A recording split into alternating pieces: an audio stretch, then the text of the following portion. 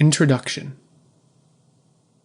Innumerable books have been written about Buddhism, but most of these are far too exhaustive, too specialized, or too scholarly to be of much practical help to the busy lay Buddhist in search of concise guidance. A short, clear, and simple handbook on how to live a proper Buddhist lay life was therefore a much felt need. The present essay attempts to fill that gap by providing exactly what its title offers, a simple guide to life. For easy reference, the essay has been divided into short, convenient sections. The first section is theoretical in emphasis. It attempts to fix in the reader's mind the essential principles of the Buddha's teaching, without complicated and sophisticated explanations. The principles discussed here should serve as a clear-cut philosophy of life, a framework which illuminates the meaning and purpose of the Buddhist life. These principles will enable the lay Buddhist to understand his or her place in the larger scheme of things, to order priorities, and to devise a proper way to achieve them.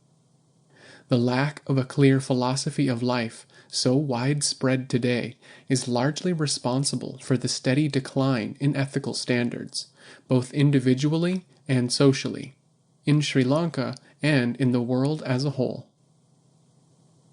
The second section is concerned with the practical implications of adopting the understanding of existence sketched in the first section. We here examine the visible benefits of accepting the Buddha Dhamma as a way of thinking and living.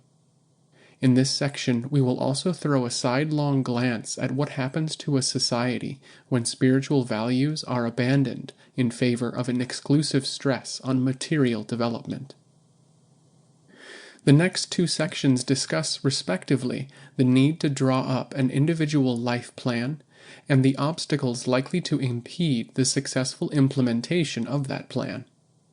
The central problem of a Buddhist lay follower is to combine a successful lay life with Buddhist moral and spiritual principles. This problem can be solved by organizing one's life as a lay Buddhist within the framework of the Noble Eightfold Path, which represents the Master's teachings in practice. Because some degree of economic security is essential to growth in the Dhamma, the Buddha was concerned with the material welfare of his lay disciples as much as with their spiritual development.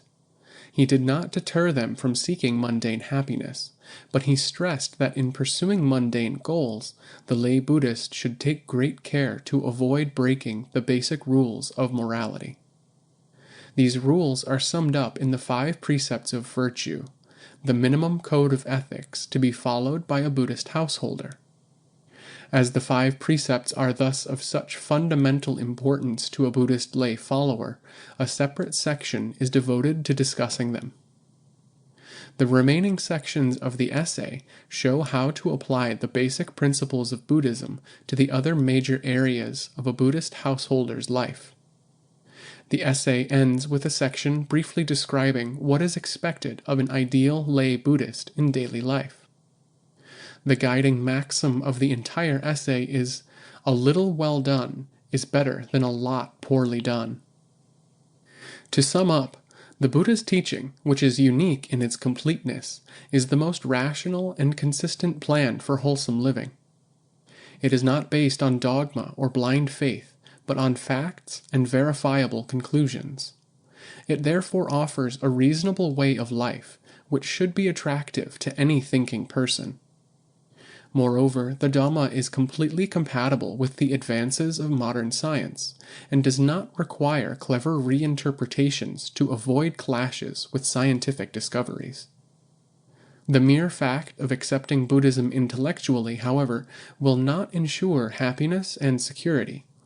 To yield its fruit, the Buddha's teaching has to be utilized intelligently and constructively in all the activities of our daily life. It has to be adopted, adapted, and applied until all its basic principles are absorbed and made habitual by repeated practice. For a theoretical knowledge of Buddhism is insufficient in itself.